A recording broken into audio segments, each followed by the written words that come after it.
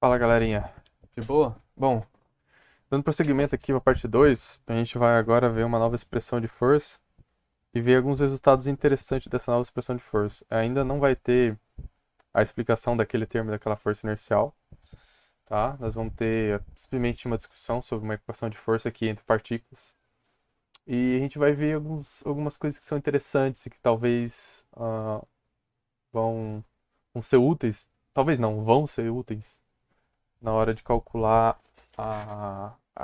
descobrir qual que é a origem daquela força inercial lá. Obviamente eu já sei, mas precisa entender essa equação de força e é interessante ver alguns dos resultados dela antes de ir direto no motivo e sair jogando ela e sim brincar um pouco com ela, tá? Então, antes de vir com a expressão de força que eu vou apresentar, eu vou mostrar a mais usual, né? Que é a força de gravitação de Newton, que é a que está aí na tela. Essa força de gravitação de Newton, ela simplesmente, bom, eu acredito que você já esteja familiarizado, né? É proporcional ao produto das massas, proporcional ao inverso do quadrado da distância entre elas. A força é uma força de tipo atrativo, justamente porque o RJ ele está no sentido. Essa força é sobre I, tá? A força está aqui. Essa força aqui é a força que J exerce sobre I. Então ela está sendo exercida sobre essa partícula I aqui, tá? Ela está sendo exercida aqui sobre essa partícula, tá? E esse RJ aqui, ele é um versor, um vetor de comprimento unitário, que ele está de J para I. Ele está nesse sentido, né? Nesse sentido aqui. Só que tem um menos aqui. Então, na verdade, a força, ela está nesse sentido, tá? Força F de J sobre I, ela está nesse sentido. Então, a força sobre I, devido a J, é uma força de tipo atração. Tá vendo que está na direção de J, certo? Então, é uma força usual da gravitação de Newton, tá? E você pode ver que ela não depende da velocidade da partícula I, nem da J, nem da aceleração delas, né? Vista a partir de um referencial. Tem um referencial aqui, ele observa essa partícula I. Eu botei aqui a origem do referencial, né? Mas é um referencial que vê a partícula com velocidade I, aceleração I, AI, né? Em tese, ela poderia ter velocidade VI e também uma aceleração AI, tá? E isso daqui não vai influenciar nada a expressão de força. Você pode ver aqui que ela só depende da distância entre elas e da massa delas, né? E desse RJ chapéu aqui que não depende do VI aí. Claro que a distância entre elas muda com o passar do tempo de acordo com o VI com AI.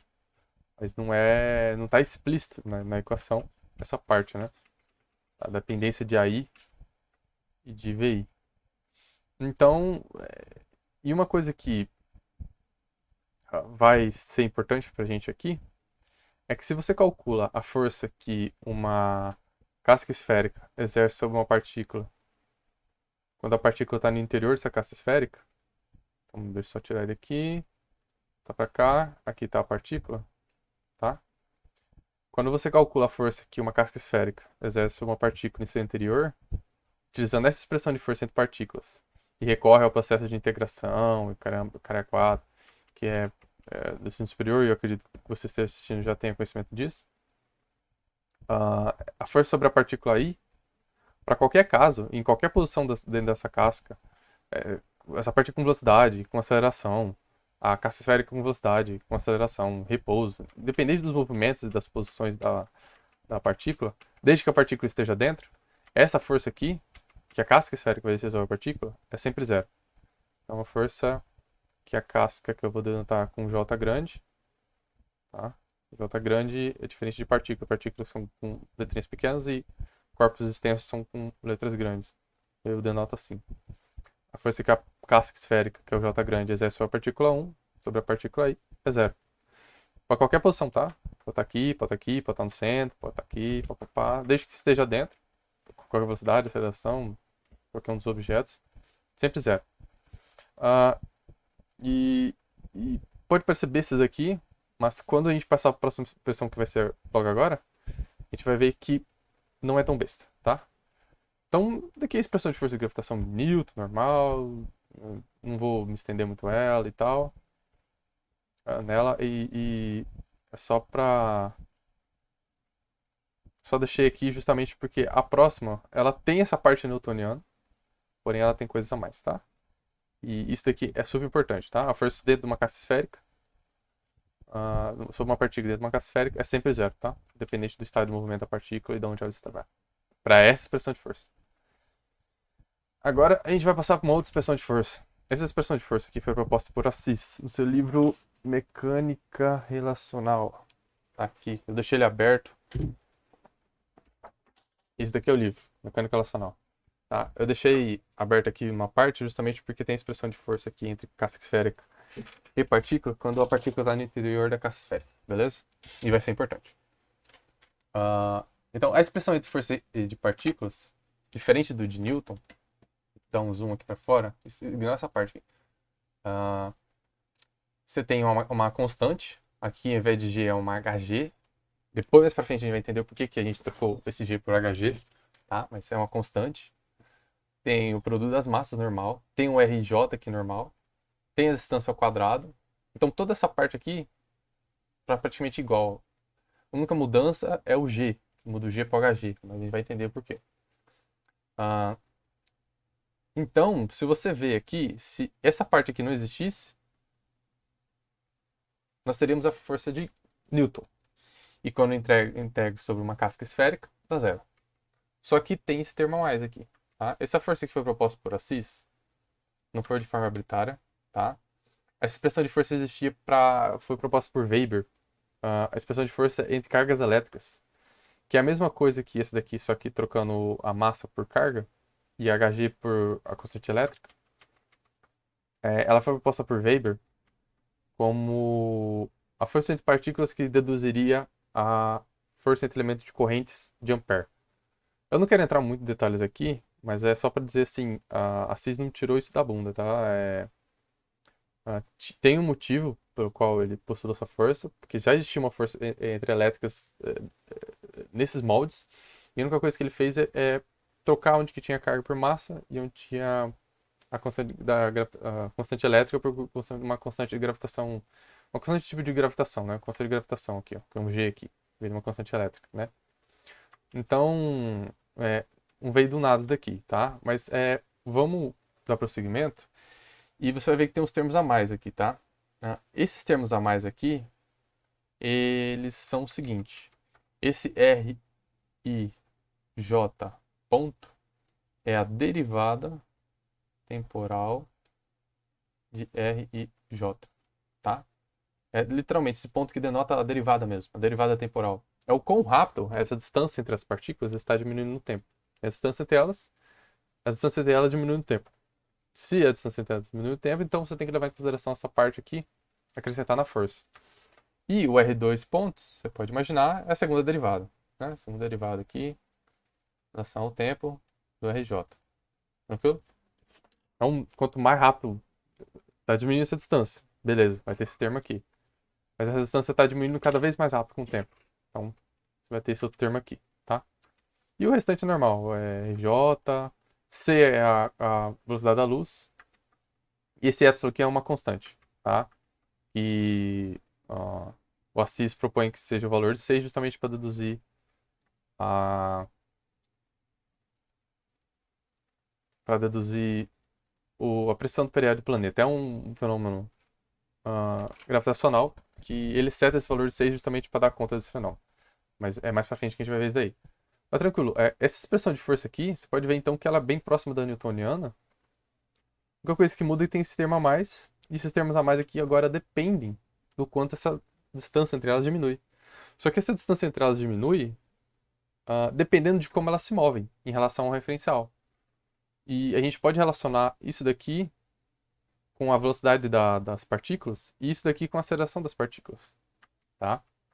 Eu não vou dar a expressão aqui, porque como que você faz essa relação entre esse R1 e RJ ponto e a velocidade das partículas e RJ 2 ponto e a aceleração das partículas, justamente porque não vem ao caso, eu acho que vai complicar mais eu botar ah, do que não colocar, justamente porque a gente não vai utilizar ela, tá? Mas existe, tudo bem? existe essa relação. E aí é o seguinte, essa expressão de força parece ser, tipo, bem estranha. À primeira vista, a primeira vez quando eu olhei para ela, realmente foi algo bem complicado, mas ela tem umas propriedades interessantes, tá? A primeira propriedade muito interessante dela é que quando você calcula a força sobre uma partícula, tá? Então vai ter um referencial aqui, aqui tem uma partícula, e esse referencial observa, referencial S, esse referencial observa a partícula aqui se movendo com aceleração AI e velocidade VI. Pode ser também, tá? Ela pode ter velocidade VI, eu não botei aqui, né, antes, mas pode ter velocidade VI, tá? E essa casca esférica, ela não está rotacionando, tá? Ela não está acelerando, mas ela tem uma velocidade VJ. Quando você calcula a força que essa casca esférica, nessa condição de movimento, exerce a uma partícula aqui dentro, você vai ver que a força, que é o J maiúsculo, o J maiúsculo, né? A força que a casca esférica, J, grande, exerce a uma partícula no seu interior, nessas condições, não estão rotacionando, a casca esférica não está rotacionando, não está acelerando. Ela só tem um movimento de velocidade linear. E a partícula lá dentro tem aceleração, tem velocidade, e está em qualquer ponto, vai estar em qualquer ponto, vai ser essa seguinte expressão de força, tá? Utilizando essa expressão de força de partículas e recorrendo ao processo de integração. Vamos chegar no menos Hg, esse X aqui, a massa da partícula, a massa total da caixa esférica, 3 sobre o raio é o raio da caixa esférica, chamado de RJ, a velocidade da luz ao quadrado, isso vezes a velocidade da partícula I, em relação ao referencial aqui, tá? Qualquer referencial que a gente está olhando. Então a gente já consegue ver um negócio aqui que é muito interessante. Diferente da expressão de força entre Newton e entre Newton e partículas, aqui, essa expressão de força aqui, que é chamada expressão de Weber gravitacional, que o Assis deu esse nome, mas ele que propôs essa força, não foi Weber, a gente consegue retirar que existe uma força de uma caixa esférica sobre uma partícula no seu interior e tal, desde que a partícula esteja se movendo com velocidade aí, que é algum tipo de menos um K aí. Na verdade, assim, né? Vamos deixar mais explícito o que eu estou querendo fazer. Menos uma constante, vezes a massa da partícula aí, vezes a aceleração da partícula aí. Você consegue ver aqui a ideia? A ideia é que, de alguma forma, talvez, aquela força de inércia, força sobre a partícula I, aquela força de inércia, tipo de inércia, de força inercial, que era um menos MI a I, talvez esteja relacionado com isso daqui. Você pode ver que tem uma constante aqui, você está vendo a massa I aqui, a aceleração aqui, e essa constante aqui, ó. Ó, aqui é a constante, né? Então, você pode ver que, assim, tem alguma coisa aqui. Talvez isso daqui utilize para alguma coisa. Talvez isso daqui vai ser algo proveitoso. E na próxima aula, a gente vai ver por que isso daqui vai ser interessante, tá? Por que essa força aqui, que uma caixa esférica exerce uma partícula em seu interior, que não é zero, diferente da de Newton, usando essa expressão de força aqui, que o Assis propõe, por que ela é tão interessante e por que ela vai deduzir aquela força de inércia? E o que é aquela força de inércia? O que está causando aquela força de inércia, tá? A gente pode ver que talvez seja uma caixa esférica, em algum lugar aí, uma caixa esférica. Eu não estou vendo uma caixa esférica, mas onde está essa caixa esférica? Tá? A gente vai ver que não é bem uma caixa esférica, é uma esfera maciça, tá? Mas tudo no seu tempo, beleza? Então, para essa aula só, tamo junto, muito obrigado. Espero que vocês tenham entendido aqui o assunto e até a próxima.